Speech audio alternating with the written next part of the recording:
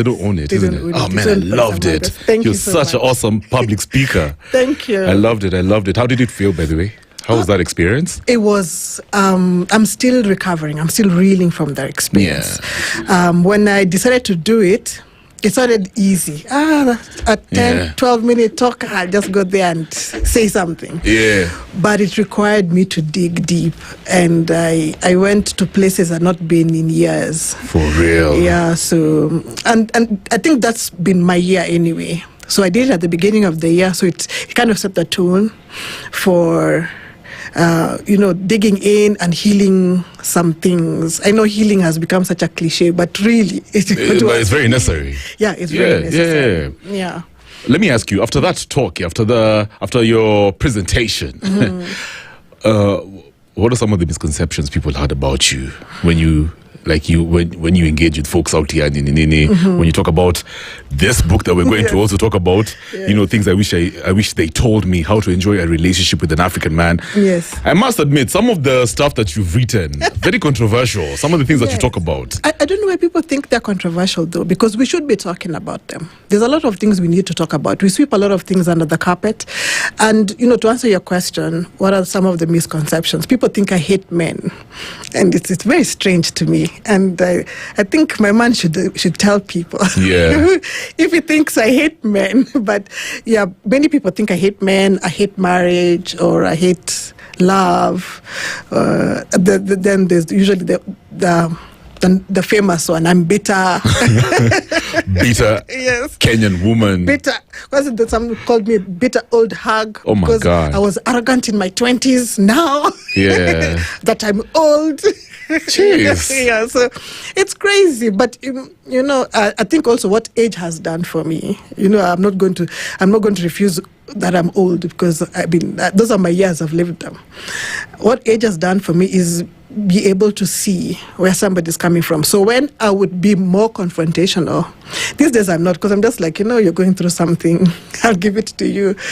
Ride it until you know better. Yeah. Yeah. What have you learned about yourself all through the years, especially having conversations like these ones, of this one, the one that you had at Engage, this one over here. What have you learned about yourself? Okay, so one of the biggest things I've learned is that I'm like my mother.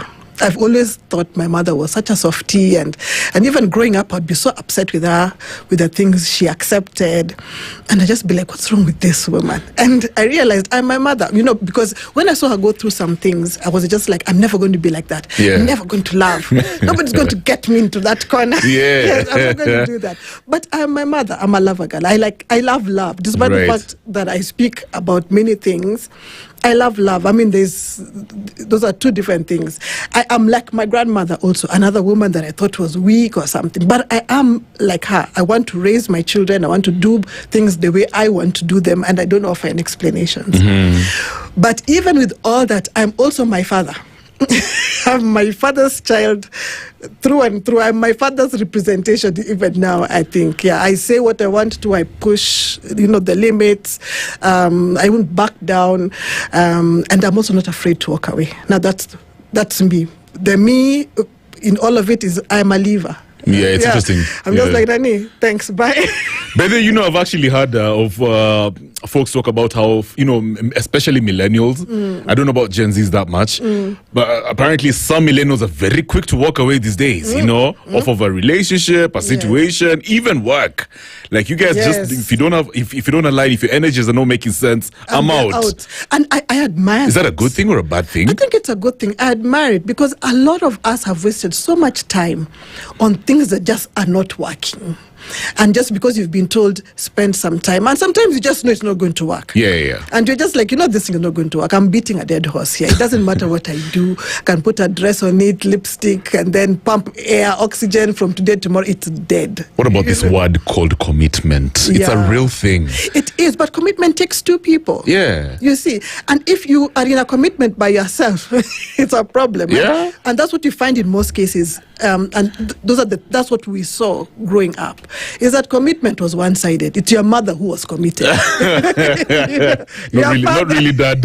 Your father was neither here nor there. Then one day when he was old, he now became committed. Now he missed his family. Not missed lost his family. Now he's sick. He has some arthritis. I don't know what. Things have not worked out. Or then remembers, kuna fala mwingine. He was told marriage ubamba mafala. Yeah, it's true. So he moved there. But that's what we've seen.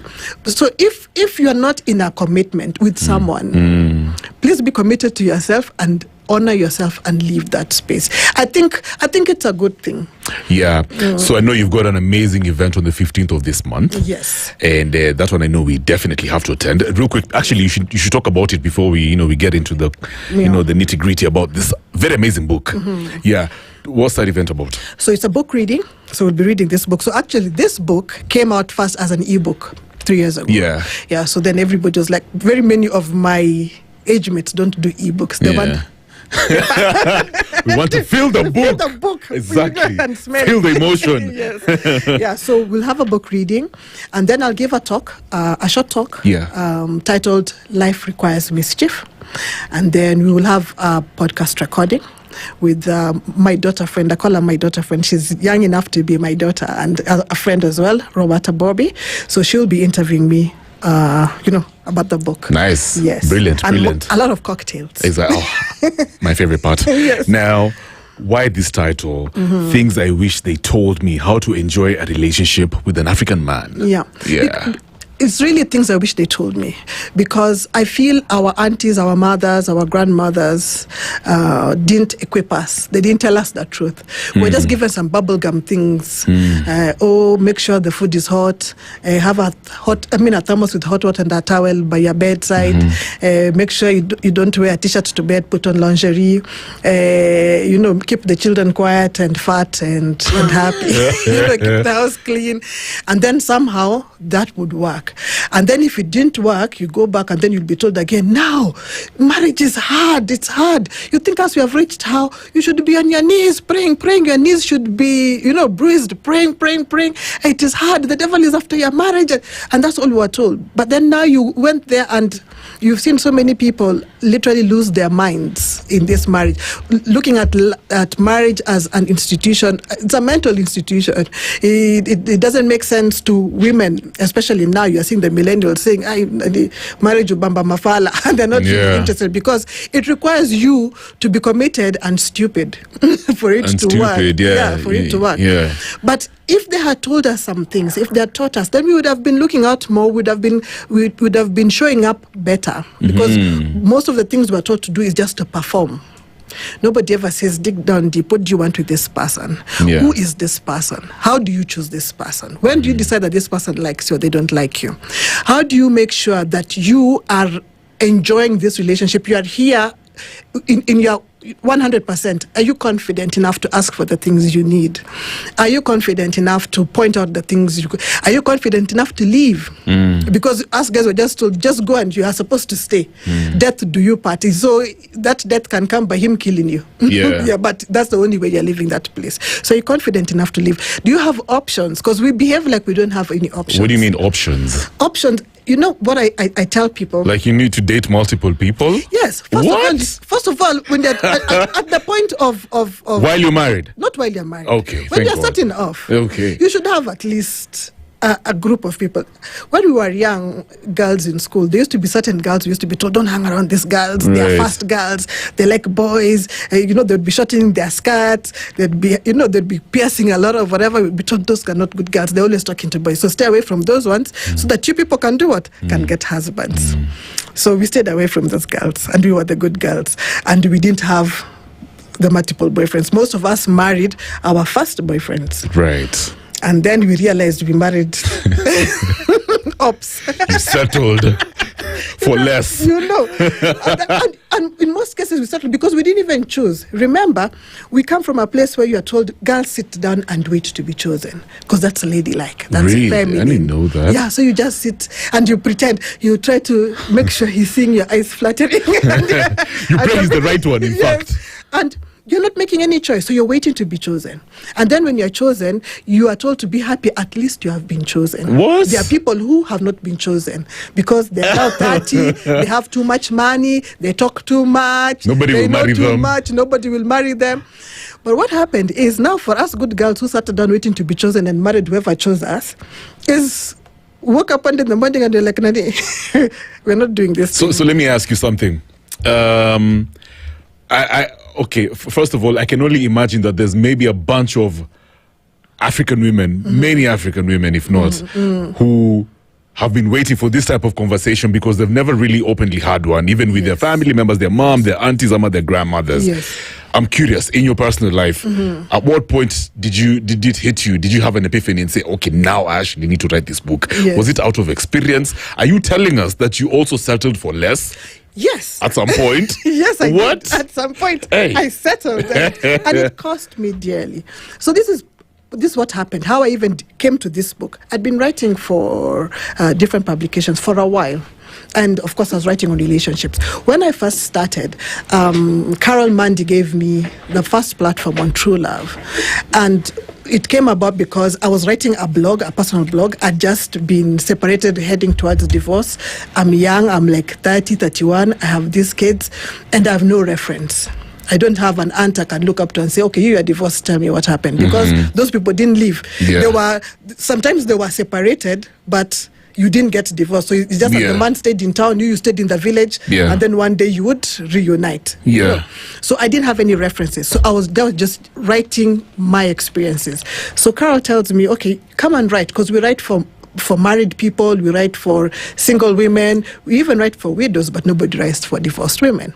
So that's where the conversation started. And people would also, send me messages, mail and whatnot, asking questions. So I was gathering all this. So we are sharing experiences, and many people want to be chinyamaji because, again, divorce at that time was a bit of a stigma.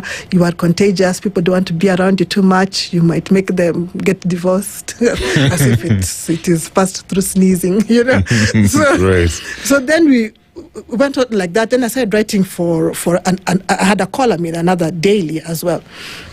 So all this I picked. And I was just like, wait a minute, it can't be that all of us don't know anything, And then now also then getting the little tidbit. So the interesting thing about my mother was that she was very traditional, but because of what she was going through, there were things there are some things she would drop. Yeah. And you'd pick, and some, of course, you don't pick because you're thinking, she's old, and maybe... When you say drop, she dropped them like subtle things in conversations. In conversations, so it's up to you to just to gems. Yes, and sometimes she'll tell you also hard, to your face, but by the time you're thinking, you people chose bad men. You're going to choose good ones, romantic ones, like these ones. Wow, yeah. So that's when it hit me. By the way, do you think that's true? Sorry to cut you short. Do you think men from our parents' generation were actually kidogo better? Is that what we're saying? No, in fact, when I was young, I thought men in our father's generation were bad. Now, I think they were better. I think those men deserve these women. No, man, you're kidding. You just like Mubaba's the one. No. If you could go around, if you could become our mothers, we would have had a very good time. Give me one reason why. Just quick one. Because for us now, we're not really interested in performance. The funny thing, the people who and for people who grew up in safe spaces with their dads, our fathers were not necessarily good husbands, but they were good fathers. And those men are the ones who empowered us first, even before our mothers did, because they knew what type of feces they were. Right. So they were giving you the play. That's what I'm saying. For us girls now, if you could get men like those ones, you'd be way settled, yeah? Yes, now we'd be drawn because they understand that. But you see, for them, they didn't have much power over their wives because you got that woman as an adult. She's come from a place where, that age group, at that time, she was raised probably by her grandmother, her mother, and they're a different set altogether of rules and whatnot. But our fathers were raising us for themselves, but they were not. It was not their time even. So now we are here and wondering, what's going on? It takes different types of men right now to be able to say, I can manage this woman. All right. Yeah. So moving forward, you're talking about the subtle things that your mom would say. Yes. Yeah. So she would be telling me different things, and at that time, of course, you're not taking it seriously because you're like, this one, she doesn't even know what she's talking about. But like, for example, for me, my mom was so insistent on certain things, having your own money somewhere that you don't talk about, and that's not to say that you are hiding. It's just something that's private. It's not a secret. It's So, something you have. Do you think she was preparing you for any eventuality? Yes. Like, yes. do you think she probably saw the state of relationships in this world that we're in, and then she figured maybe things are not so good for my daughter. She could she should probably consider at some point the possibility of being independent. And it came from her mother. So my grandmother didn't go even until class 4, but she really struggled in her marriage. And for her, she thought, had she maybe had a better education, had her own money, she probably would have enjoyed her marriage more. So that's what she passed down to her daughter. That, okay, I'm taking to school. So my grandmother made sure my mother went to school and went to a very good school. Yeah. And then opened for her post bank account and said, put your money here. And for a very long time, kept the post bank book for her. She's married, but would keep the book for her so that your husband doesn't find it's your money that you kind of is yours, yeah, just to give you a safety net. So now when it came to me, then of course she told me that, but me, I'm thinking in terms of romance. We tell each other everything. We love each other. What do you mean? You're vulnerable. Yes, I'm vulnerable. He don't do that to me. He loves me. Yes, he's romantic. He bought me flowers. Yeah, only to realize that it's not even just that the man will do something to you, because he can still be a good man, and a good man would also want to empower you, because what do women need? Security. Yeah, so for him, he'd be looking for ways to make sure that you're feeling secure, because when you're secure, you're a more confident person, and then even your discussion is different. You're on a different level. You're not whining at nataka kuangalia simu yake. You're not really bugged by those other things, because you are not threatened. Your security is not threatened, and that's the biggest thing for women. Yeah, and it's not just necessarily that it's another woman. He could die. It's true. Wow. Yeah. He could be paralyzed tomorrow. Then what happens? Yeah. So you don't want a situation where you are just left, in the open. So those are some of the conversations. Of course, the way she put it, I didn't understand it. But later on, when you're looking at it, you're like, anyway, what essentially she's saying is you need security. So, wow, that's very profound. It's a very sensitive conversation, especially when it comes to picking a partner. Many parents, maybe they're not going to say it outrightly, but you can tell most of the things that they kind of hint on are based on that. Your security. I was told openly, but I didn't listen. So first of all, I love the cover of this book. Thank you. It's so amazing, and it has the African vibe going on. And then, so in this book, you talk about this is you said on how you describe the book in itself. You say it's not a guide to keeping a man, but to keeping yourself. Yes. So why do you think so many women struggle between drawing the line on self-love, the struggle when it comes to drawing the line when it comes to their self-love, and self-loss, if you know what I mean? Like, you don't know yourself anymore. Yes. How come they don't know how to differentiate between the two? Because of the way we are socialized. A woman is socialized. I'll even take it back. When somebody tells you feminine traits, when a woman is told, these days when we are taught what are feminine traits, you'll be told a patient woman, she's polite, slow to anger, she's she doesn't talk back, she won't question, it's almost infantile, it's almost you're not out there. So when you're socialized that way, and then you get into a situation where now you are then told on top of that is that now you must keep this man. You must keep your marriage. They tell you keep your marriage, but it's keep the man, because what is a marriage if you don't have a man? Yeah, so you must keep this marriage. You must keep this man at whatever cost, because the end goal is what? I've been married for 50 years to this one man. So now you're doing everything. And it's not everything for you. It's everything for him. It's performative. Even in bed, you're performing. That is why all these sexologists and sex aunties are making money. But does she think... You want to swing from... Yeah. Okay, continue. Then I'll ask you something. Yeah. So everything is performative. What time do you then think of yourself? What time do you decide that this is not right? How do you then question? Because everything is, I mustn't make him angry, because if I make him angry, he will go out. I must make sure the food is cooked. If I don't have food, somebody will cook him food. I must make sure that I'm giving him sex. If I'm not giving him sex, somebody will give him sex. So everything is, your whole marriage is around a production. You're just always producing something. Today, voila, food. Tomorrow, oh, bed. You're always doing something. But it's never a situation where you stop and think, is this even good for me? Does he even like me? Leave even the good thing. Does he even like me? Do I even like him?